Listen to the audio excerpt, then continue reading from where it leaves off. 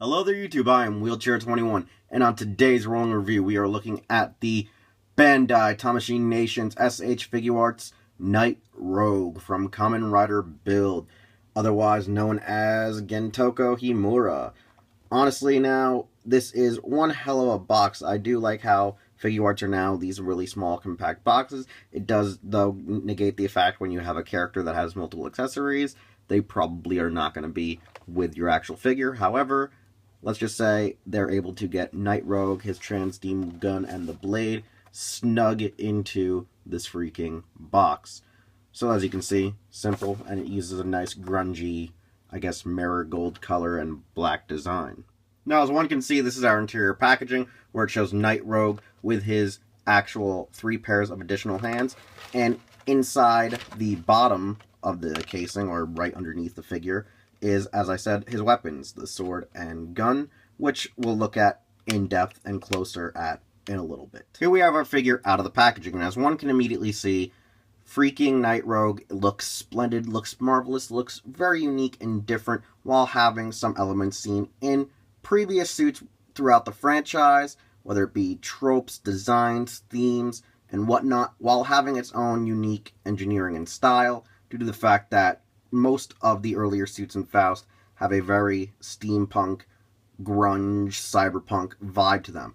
And I really do like how it turned out real well with Night Rogue and Bloodstark. Now, Bloodstark isn't a Tamashii Webshop exclusive, so he's not a retail release, and, you know, he's a little more pricier, and I didn't pre-order it. Whereas Night Rogue here, retail, good, great, awesome, and honestly, I love the aesthetics to these suits, having a lot of like armor plating. You actually see straps and bands attached to whether it be their legs, arms, or actual torso. As you can see here, we have a nice little plastic PVC like rubbery garter belt kind of ordeal which connects to his overall suit. And I do like the aesthetic here with, like I said, the nice black bodysuit, armor parts, and upper arms and torso and stuff. One thing I will say is I really like the unique Christmassy red and green wiring throughout his arms as well as his abdomen. Even in the back of his head, we even have red and green up in here. One thing that is also unique is that the back also has a lot of bolts and like valves to the overall suit design, and I do like the overall schematics of how like the suit's supposed to, I guess, technically work and be engineered in the show. I know there's not a real lot explanation to how the suit actually works, but I just like all these unique little tidbits and details on the suit in general. I mean, I really like the nice metallic silver, and I think it works well with the more matte areas like in the arms and the torso. I do like the fact that his little gold bat is also his breast crest right here, as well as his facial crest in the overall helmet and design.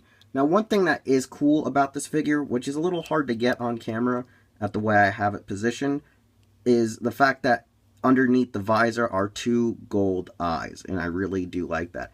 I originally thought the actual little visor here could be removed, and I tried playing around with it a bit, and I think it's glued on, so don't try to pull or, you know, yank this off, because you might break and damage your figure. Luckily, I was a little gentle with it to realize it's glued on. Now, your points of articulation are the basic style that you have with most Figuarts. You have your hips, which smoothly move and glisten, I guess you would say, or glide, the way that like the hips and thighs work right here in the pelvic region.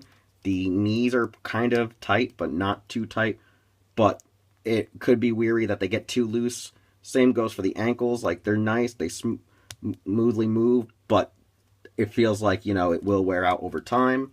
Your abdomen is pretty good, but it is a little hindered due to the over sculpt of the torso, the wires on his sides, as well as his belt gets caught in the joints and the movement. So it is a kind of a pain in the ass. I think one of the issues is just that the PVC might have shrunk due to weather or whatnot, so it might be like temperature problems with your overall plastic. The elbows are nice and easy. They work real good. You have your wrist joint, you have your bicep swivel, and then for your actual shoulder piece, I will say that they are very reminiscent of the Blade shoulder. At least the Blade series was the first to introduce this style of shoulder where it pulls up and out, and you get your full wide range of motion.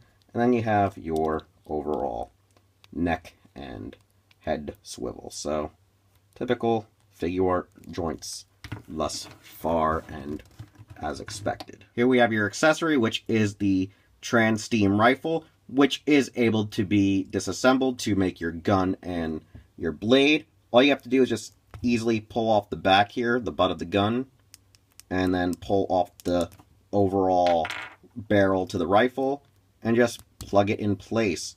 Honestly, it is just one simple accessory. It's not multiple ones. It's, you know, both are made to be combined and disassembled and whatnot, and I really do like this aesthetic to the overall figurine, toy, or collectible gimmick, because you can, you know, have either your blade or your little gun.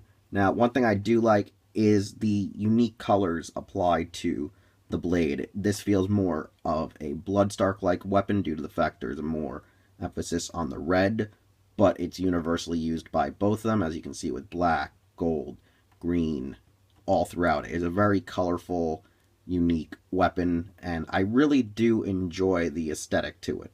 Whereas your actual gun here has all the needed, I guess, details that can be actually applied to it. It even has a little hole due to the fact of how it connects to the port. And your actual bat full bottle. Now, the only thing about it is, because it is a small, tiny full bottle, like with the Build full bottles for Figuarts form, these are easily removable as well as easily lost. So I don't recommend, you know, disassembling the bottle from your actual accessory piece, because one may easily lose it.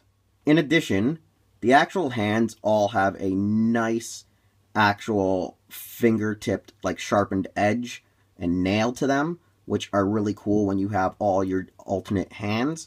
You don't really get to see it or notice it that much on the closed hand, so this is a nice little detailed. It has a nice little claw effect, and it gives it a more menacing, like, design when using it when either holding your accessories or just having the hands in different poses. It's evaluation time, and for my final evaluation, S.H.Figuarts Night Rogue from Kamen Rider Build is actually a really wonderful figure due to the fact that the suit is awesome, and it really resonates with what I like. I like steampunk. I like, you know, Batman, as people like to joke about Night Rogue, and I like the color scheme overall. Now, I know it's not really a real Batman reference, but that's what a lot of people made the joke when he first showed up. Other people made the joke that he was Kamen Rider Knight from Ryuki. Nevertheless, though, I do like the aesthetic. I do like the details. A lot of the details consist in the upper torso, and the lower half is kind of lackluster, but there are things about it that do stand out that I still enjoy. Honestly, it's one of these things where I'm not too attached to Kamen Rider Build. I'm not saying it's not a bad show, but for me, I just really wanted to get this for more or less the suit rather than the overall character, and I don't think the character itself finally became, you know, something viable until the later act that we're currently on, where he upgraded to Kamen Rider Rogue and is going through his redemption story arc. But that doesn't mean, you know, that Gentoko or Gentoku, whichever you prefer to call him, or, you know, Night Rogue was a bad character, or just for me, I wasn't too attached. Maybe it's because it was too obvious of who Night Rogue truly was the entire frickin' time. So that's probably just my, like, So, like, when it comes to collecting this figure, I think if you really love the design, if you really love Build, you should go out and get it.